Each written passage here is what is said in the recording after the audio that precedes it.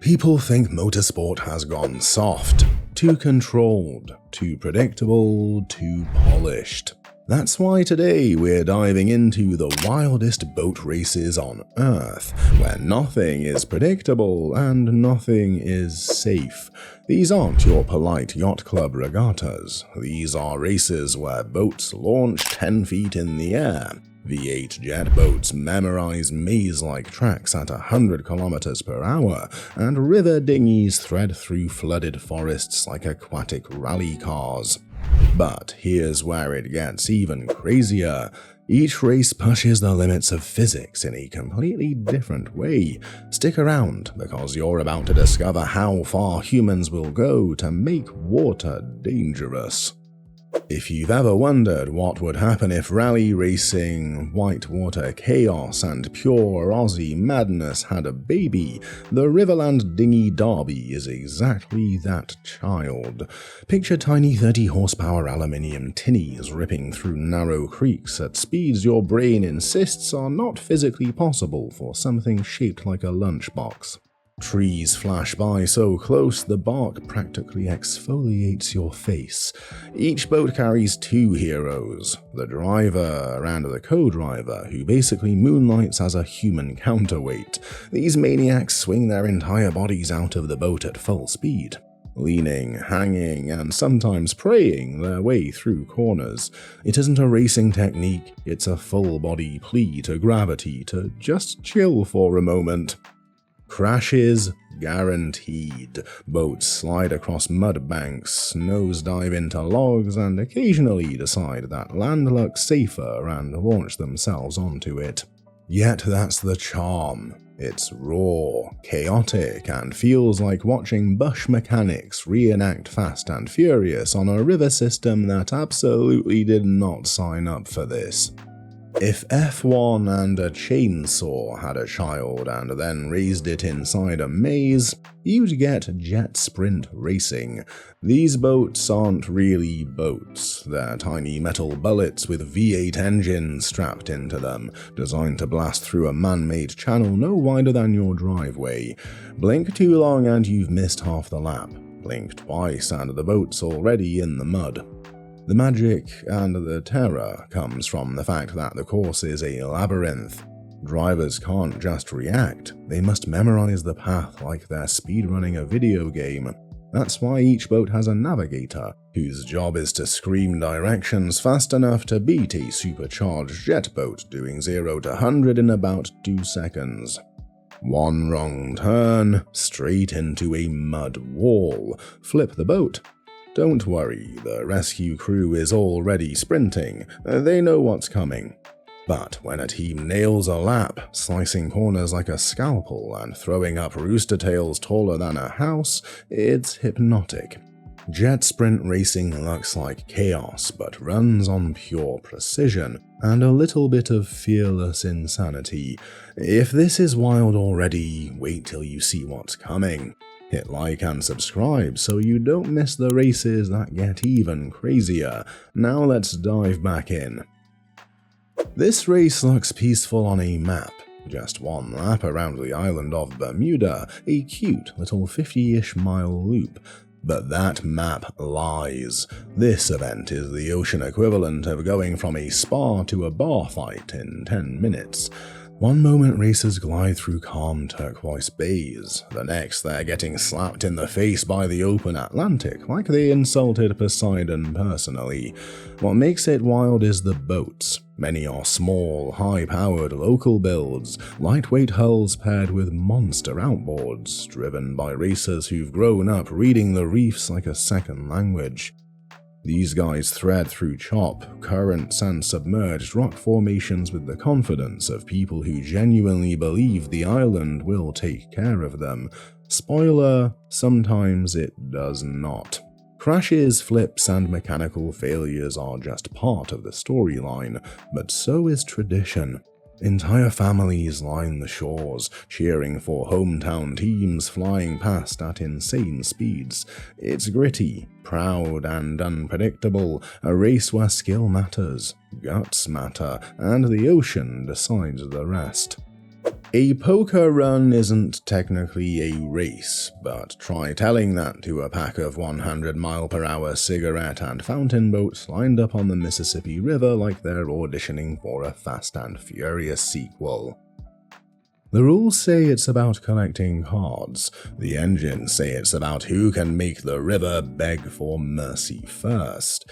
It's part luxury, part mayhem, and entirely the kind of thing your insurance company hopes you never Google. Every start line feels like an outlaw parade. You've got $500,000 offshore rockets, thunderous big block V8s, neon hull wraps, and people wearing sunglasses that cost more than the average fishing boat.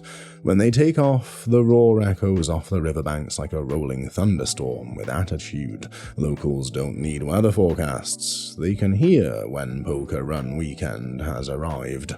Safety boats do their best, but the river does what it wants. The currents shift, logs drift, wakes collide, and yet the fleet just keeps hammering forward, throttles wide open, because bragging rights are worth more than the cards themselves. Call it a rally, call it a lifestyle, but everyone knows the truth. It's a high-speed carnival disguised as a casual river cruise. Key West turns into offshore racing heaven each November. The streets smell like sunscreen and race fuel, and the docks are packed with multi-million-dollar catamarans so shiny they could double as mirrors. These machines hit 180 miles per hour across open ocean swells, sometimes launching 10 feet in the air like they're trying to achieve low-budget aviation. If boats had feelings, these ones would be screaming, "I was built to fly." The course hugs the shoreline, which means spectators get dangerously close to full-throttle chaos. One moment you're sipping a drink at a dockside bar, the next a 4,000 horsepower cat tears past so hard it rattles your bones. Key West calls it racing, your nervous system calls it trauma.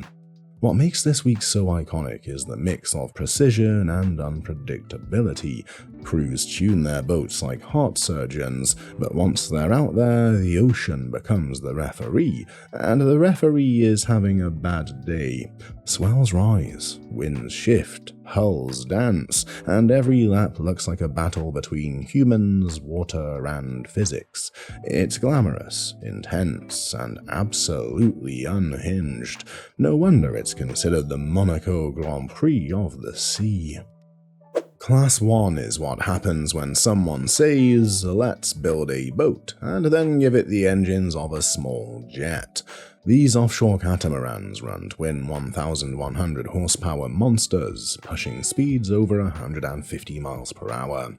They look sleek, polished, and perfectly engineered, right up until a wave smacks them sideways and you realize even the world's best designed machines occasionally have identity crises.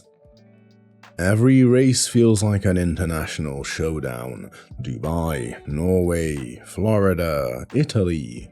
Different oceans, same insanity. Conditions change so fast that teams have to adapt on instinct. A boat might be slicing beautifully through the water one second, and then hopping like a skipping stone the next. Watching a Class 1 race is like watching ballet performed by heavyweight fighters. They're crews, they're part pilot, part mechanic, part daredevil. They don't just race the clock. They race physics, mechanical limits, and waves with the personality of a drunk bouncer. When everything goes right, Class 1 is breathtaking. When it goes wrong, well, that's why rescue crews are basically superheroes in fluorescent gear. And that was only the first half. The races ahead get even more unhinged. Hit like and subscribe so you don't miss the insanity that's about to drop. Now let's keep going. If the ocean had a mood swing, it would be the English Channel, and that's exactly where the Torquay Cows race takes place, a 200-mile offshore marathon where the water can be silky calm 1 minute and then punch you in the face the next. It's one of the oldest, toughest powerboat races on Earth, mixing vintage Donzies and Sunseekers with modern offshore beasts that look ready to invade a small country. The race starts in Cowes, shoots down to Torquay and back again. Sounds simple until the weather decides to reenact a Shakespearean tragedy. Boats slam through steep chop, disappear behind swells, then reappear like they're respawning in a video game. Engines scream, hulls rattle, and drivers grip the wheel so hard you can practically hear their forearms crying. But the culture makes it iconic. Fans pack the cliffs and seaside villages. Old school legends rub elbows with new offshore hotshots.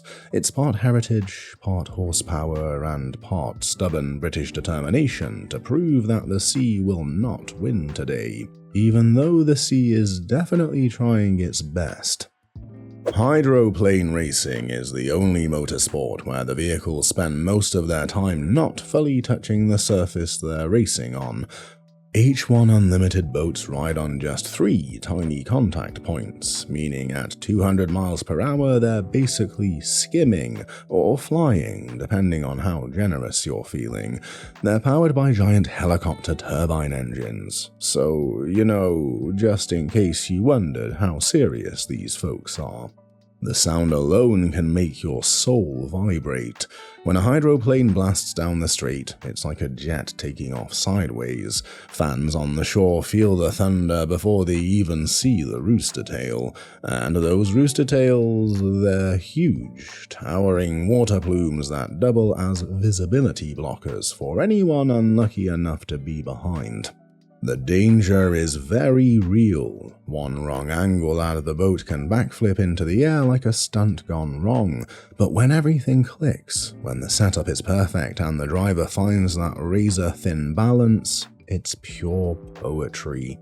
Fast, loud, risky poetry written at 320 kilometers per hour. Take Formula 1. Remove the wheels, strap the whole thing onto a carbon fiber tunnel boat, and now race it on rivers, lakes, and harbors around the world. That's F1 H2O. Single-seater rockets that hit 140 miles per hour while cornering so hard the hull literally lifts out of the water mid-turn. It's beautiful, terrifying, and addictive to watch. The boats accelerate like they're trying to escape the laws of physics. Drivers thread through chicanes with millimeter precision, navigating tight buoy corners while battling spray, wind shifts, and the occasional rogue wave sent by a competitor.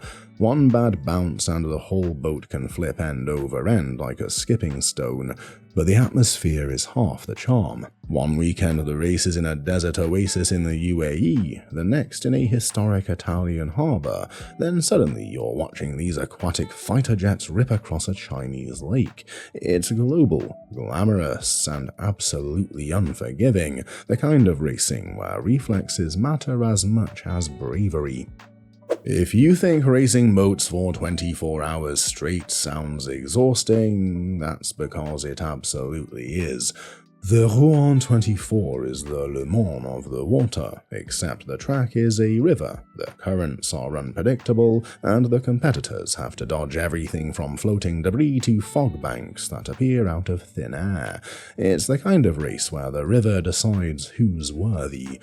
The course loops around Lacroix in the Seine, which sounds peaceful until night falls. Suddenly the river turns pitch black, engines echo through the city, and drivers navigate by instinct, memory, and pure survival mode. Pit stops happen on pontoons, teams scramble like caffeinated mechanics, and boats run non-stop through rain, mist, wake wash, and mechanical tantrums. What makes Rouen magical is the crowd. Thousands line the banks, cheering day and night as boats scream past just meters away. It's gritty, it's emotional, and it pushes both humans and machines to their breaking point. Finishing the race is an achievement, winning it is close to something supernatural. X-Cat racing feels like someone took offshore powerboats, gave them more horsepower than common sense, and then placed them right in front of $1 billion skyline just to make the spectacle even wilder. These are twin outboard catamarans that tear across the perfectly flat Gulf waters at ridiculous speeds, leaving rooster tails tall enough to wash a penthouse window. The atmosphere is pure cinematic energy. Palm Jumeirah on one side, desert on the other, and in the middle, two-person teams wrestling carbon fiber monsters through hairpin boy turns. The water may look calm, but every ripple becomes a test of balance, reaction time, and teamwork. One wrong move and the boat skips sideways like a stone thrown by an angry giant. What makes X-Cat special is the showmanship. Crowds line the beaches, drones swarm overhead, announcers scream into microphones like they're narrating an action movie. It's fast, glamorous, dangerous, and weirdly addictive, offshore chaos packaged with Dubai-style sparkle. Forget calm oceans and wide-open seas. This race takes place on rivers, canals, and lakes that were definitely not designed for boats going full throttle. The Topper Michigan Marathon is 2 days of hardcore inland endurance racing, weaving through narrow channels, shallow river bends, and tight no-wake zones where racers don't really no-wake anything. These boats are light, fast, and brutally unforgiving. Drivers bounce through chop, duck under bridges, and skim over shallow water so thin you can practically see the fish filing noise complaints. It's a local legend, a place where small outboards get treated like Olympians, and the crowds cheer from backyards, docks, pontoon boats, and literally any surface that floats. What makes it iconic is the mix of chaos and community. Fans grill along the shore, kids wave handmade signs, and racers push themselves through exhaustion and river currents that act like mischievous pranksters. It's gritty, old school, and proudly unpredictable, a marathon that tests not just speed, but pure stubborn determination. And that was our journey through the wildest boat races on Earth, a world where speed isn't just measured in miles per hour, but in bravery, chaos, and how loudly your engine can scream back at the ocean. If you enjoyed diving into this madness, hit that like button and subscribe so you don't miss the next deep dive into marine mayhem. Drop a comment telling me about which race shocked you the most. The Dinghy Derby acrobatics, the jet sprint maze runs, or the offshore monsters flying 10 feet in the air. More unbelievable stories are coming. Stay ready.